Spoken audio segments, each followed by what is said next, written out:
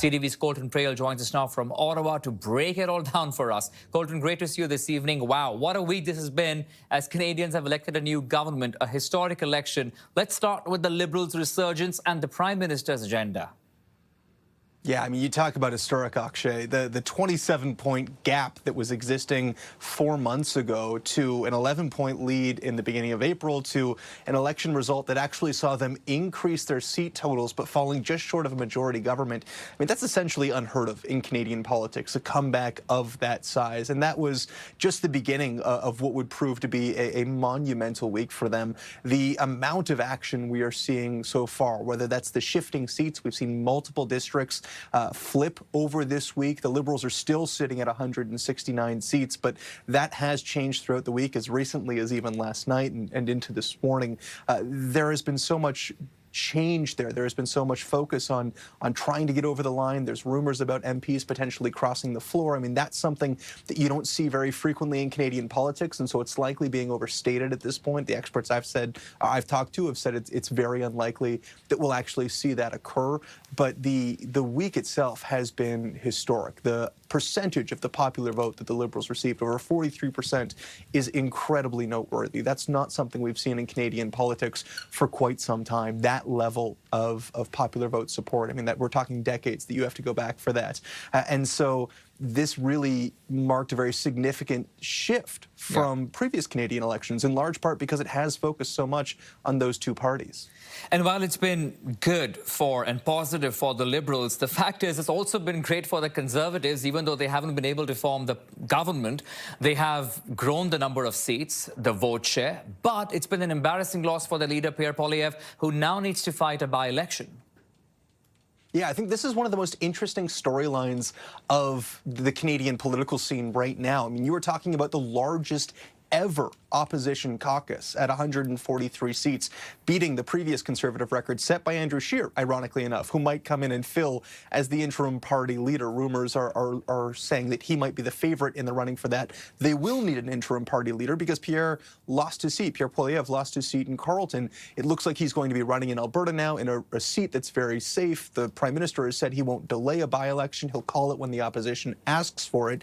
But either way, we're talking about a months-long process before he's back in the House of Commons and serving as the leader of the official opposition, asking questions of the Prime Minister in question period, as we saw from him throughout. And I think what's really unique about his situation, and I've only found one other example in Canadian federal politics of an opposition party leader losing their own seat while the party gains seats. That is something that you don't see frequently at all. The only other time I found it was Tommy Douglas in 1962. It was the first year of the NDP being a federal party. They doubled their own seats. He lost his own. A couple months later, he was back in the House of Commons after one of his MPs resigned. So there is a precedence for all of this happening. And interestingly, if you're Mr. Poilievre, nobody talks about the fact that Tommy Douglas lost his seat. He went on to have a very storied history. Could Mr. Poilievre have something similar in his future? That remains to be seen. And there is so much to discuss about the NDP as well, as their leader has lost their seats. They have come down to single digits. Of course, we'll get to that also. But let me talk to you about the week ahead now, since we've spoken about the week before us.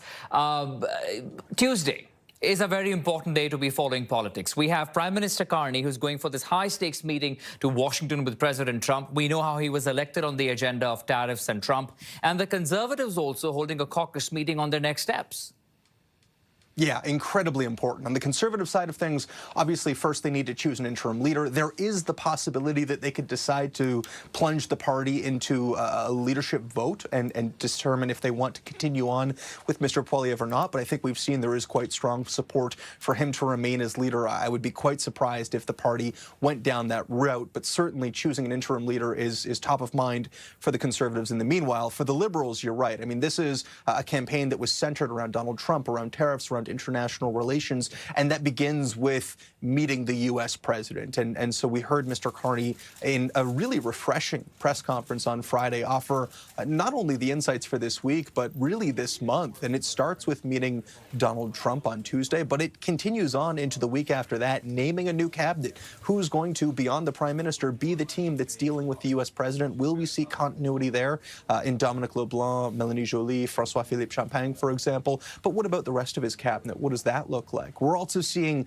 in line with what Mr. Carney talked about during his election campaign with regards to the crisis he says we are in and the need to respond to it from an international standpoint, we're seeing Canada bring back its own sovereign, King Charles, to deliver the speech from the throne in the fourth week of May, I should say. And that, again, very rare, very significant. So this week, this month, it's all going to be really incredibly busy and noteworthy from a political perspective because of the changes that we're seeing and with regards to the monarch making the speech from the throne, the rarity of the visit that we're seeing as well. Yeah, a very busy agenda ahead for sure. CTV's Colton Praill in Ottawa. Colton, thank you for all of this.